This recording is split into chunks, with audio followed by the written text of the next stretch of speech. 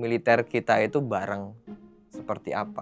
Apakah dia merupakan institusi atau dia merupakan entitas politik?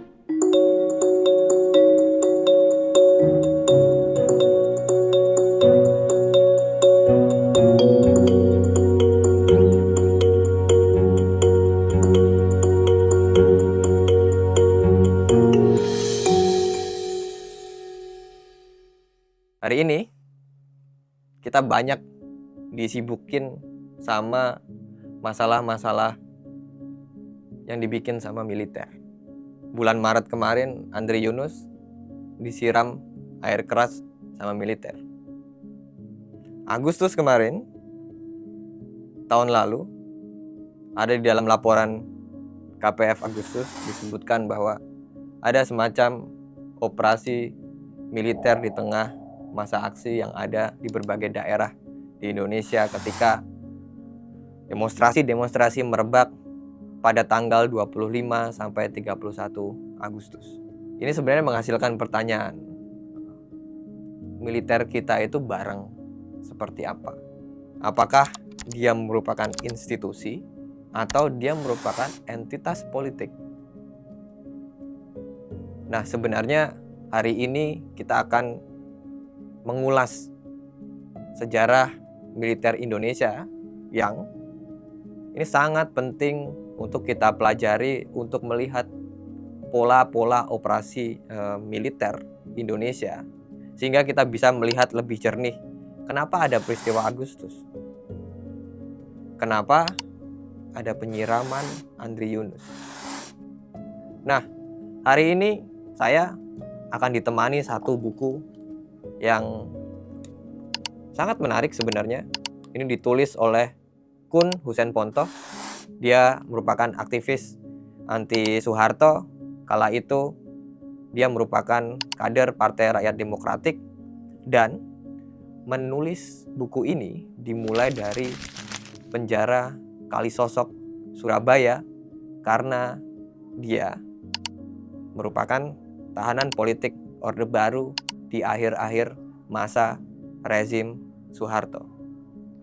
Nah, buku ini terbagi menjadi 5 bab. Pertama, itu dia mencoba mengulas 3 komponen TNI.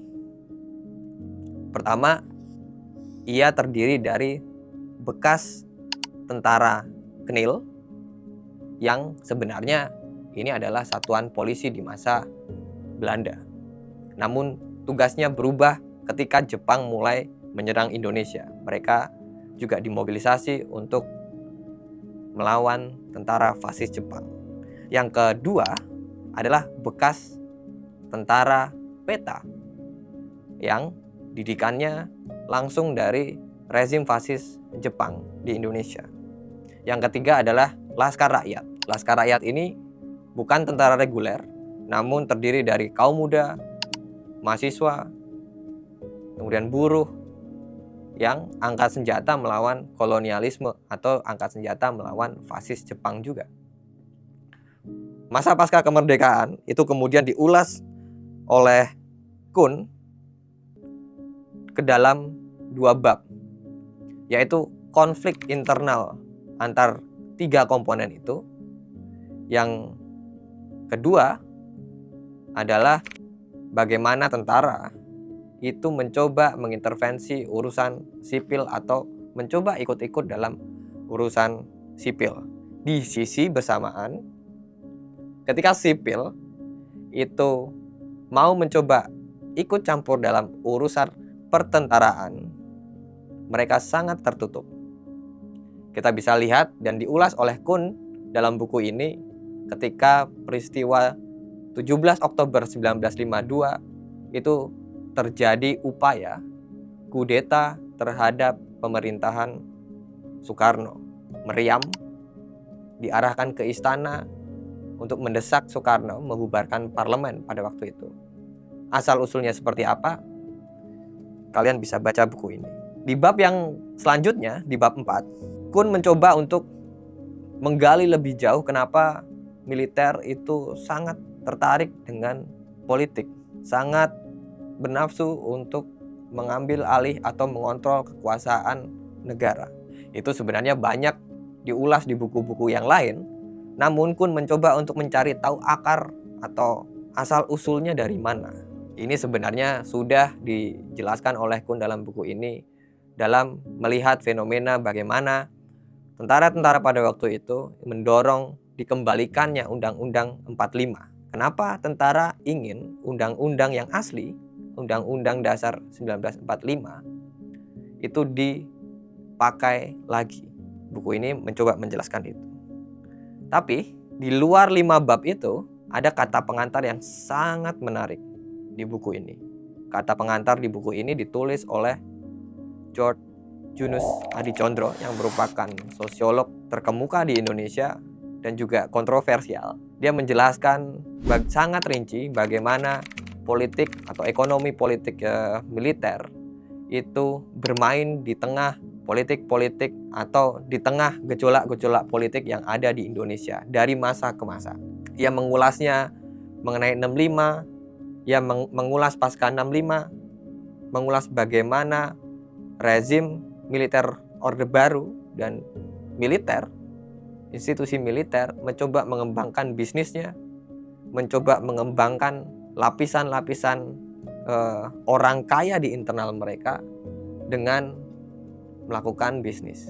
George Junus Adicondro juga pasca 98, pasca Soeharto jatuh, menjelaskan bagaimana militer berkontribusi dalam konflik-konflik horizontal yang terjadi di Ambon, yang terjadi di Kalimantan, itu dengan motif politik yang sangat jelas. Ia menjelaskan bahwa militer dalam konflik-konflik horizontal itu yang sebenarnya pendanaannya juga dari mereka. Mobilisasi sipil dan lain sebagainya itu dari mereka dan pebisnis-pebisnis lingkaran mereka. Bahwa kerusuhan-kerusuhan itu, konflik-konflik horizontal itu akan melegitimasi tentara mengontrol keamanan dalam negeri. Sekaligus mau menunjukkan bahwa sipil tanpa tentara itu tidak akan punya kekuatan atau tidak akan bisa mengurusi masalah-masalah atau konflik-konflik horizontal dalam negeri. Itulah pesan yang jelas yang disampaikan oleh institusi tentara pasca reformasi. Nah, lebih lanjutnya kawan-kawan bisa baca buku ini. Susah sekali cari buku ini mungkin karena ini merupakan terbitan 2005. Namun mempelajari buku ini kita akan bisa melihat pola-pola yang sangat identik bagaimana kerusuhan-kerusuhan dimobilisasi bukan hanya Agustus. Ternyata itu punya sejarah yang panjang dan bagaimana tentara mencoba melegitimasi institusinya dan memberikan pesan kepada publik, kepada sipil bahwa mereka adalah pelindung rakyat. Padahal mereka mencoba untuk mencari legitimasi untuk institusinya sendiri, memperkaya para jenderal-jenderal yang ada di atas. Buku ini sangat jelas menunjukkan bahwa sejarah tentara adalah sejarah yang menghasilkan kelas baru. Bukan hanya borjuis sipil di Indonesia yang ada, atau bukan hanya kelas buruh di Indonesia yang ada, namun kelas borjuis yang ada di dalam tentara. Itu yang sangat jelas disampaikan di dalam buku ini.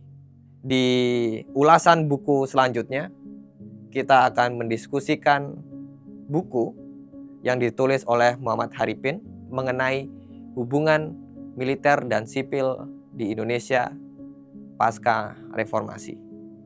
Judulnya apa?